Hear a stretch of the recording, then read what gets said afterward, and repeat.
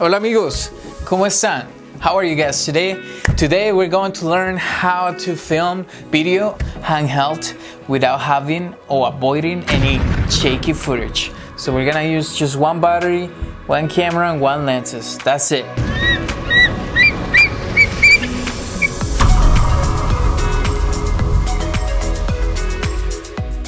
Alright guys, there's a few tricks that I use when I go and record handheld. One of those is basically, I try to think of the lenses of the camera being my own eyes. So I just focus on the screen of the camera, and whatever I'm filming, I'm trying to just look through the screen only, all the time. Every time I press record, I just imagine the screen is my eyes and I just go with it. And what that makes me do is makes me get into the perspective of all the footage and just try to make it smooth as I can. So that's one trick. The other trick is that I imagine the camera is a glass of water, and basically when I'm walking, the way I walk, if you see me walking the way I walk when I'm just doing handheld, you guys will be like, what the hell is this guy doing? He probably pooped his pants. But no, what I'm doing is just trying to make the footage as smooth as I can. Just try to make and submerge yourself and imagine that your arms and everything, you're just trying to move as to make the footage really nice and smooth. Now the other thing is that, and if you plan this ahead of time, depending on what type of video you're doing, is that you want to record in slow motion, which is 60 frames per second and as 120 frames per second. And what this will do, and what this will allow you, whatever shaky footage, is slow down and it's not gonna look as shaky. So for example, I'm gonna show you a clip.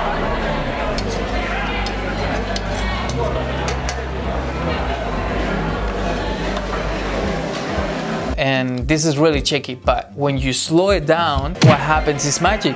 Boom, disappears. There's there no more, and you can manage just to trim it as much as you can and just to focus on the right frame that you want to show.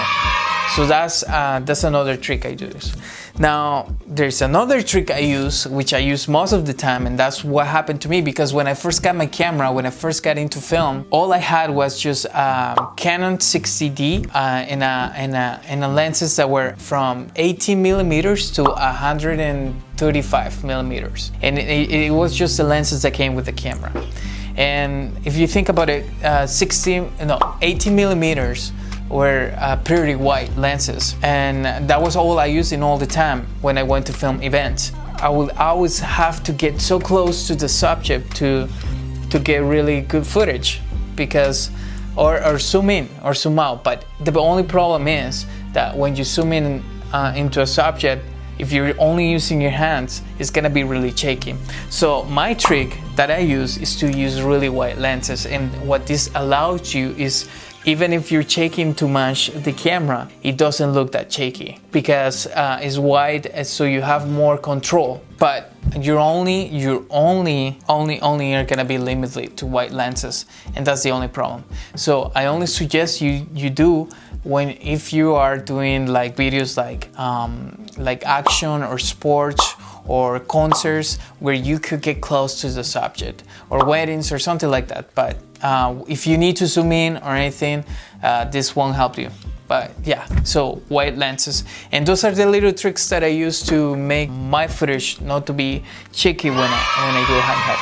And the other thing too is, when you're recording, try to always being aware of what's going on, right?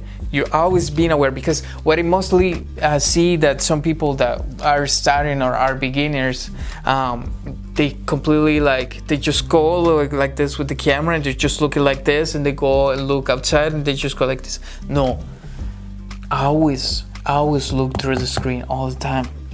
Whatever it is, those are your eyes, where you're going. So that's basically the tricks, but it's mostly you, and it's just practice. Go and try and film as much as you can. If you can, go and film as much as you can. The more practice you have, the better you're going to get. If you practice more, you get better. It's just hard work and just being passionate about it, and just be mindful of what you're doing. And treat your camera as your own eyes. That's what I will say. So I think those are my tricks, and And yeah, so I do want to tell you one time, this is a story. When I first started videography, I was invited to film an event, a concert, and there was another guy that also went there to film the event because it was a really famous singer or whatever. And he had all the expensive gear. He had all the like really high-end camera, lenses, and the gimbal, and all this stuff. And I only had like just a 60 Canon D, a wide lenses, 60 millimeters to 135, and it was just me and my hands. And he was being really proud about his gear, but I just didn't care. What I focused on that night was just to try to capture the best moments of the night and being really flexible. And this is another advantage that you have when you're doing just your camera in your hands. You have a lot of flexibility for you to be creative and outside of the box. And what happened that night is that because he was using this gimbal and he was always like limited of where he could get into and whatnot, instead of me, I could get behind anything and just run around just with the camera, get behind him and doing this and that and that and that. And that got me to have a really creative angles. And at the end of the night, my video turned out to be better than his because I was able to be more flexible, more creative and outside of the box. Instead of him, it was like really still and like normal angles. So I use handheld a lot and I will recommend it. If you're starting out as a videographer, I will definitely recommend you go and practice as much as you can handheld, because if you master handheld, anything else you will understand it better. And if you're using a gimbal and you upgrade it to a gimbal, you're gonna be way better at it and you're gonna be really good. So I'll just say go and practice, and no more theory, I'm gonna tell you guys, and just do it.